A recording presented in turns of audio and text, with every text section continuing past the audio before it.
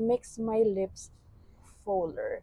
This is the matte Maximal Matte Lipstick in the shade Taupe. So this is, wow! So isa-swatch natin dito para makita nyo kung gaano siya kaganda. Oh, di ba? Ang ganda ng kulay.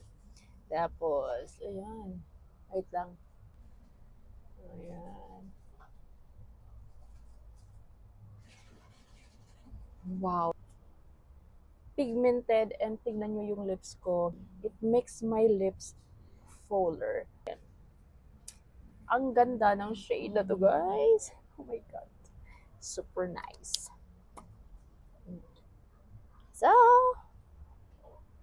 pigmented, ang galing niyang iswipe, creamy, and perfect on my lips. What do you think?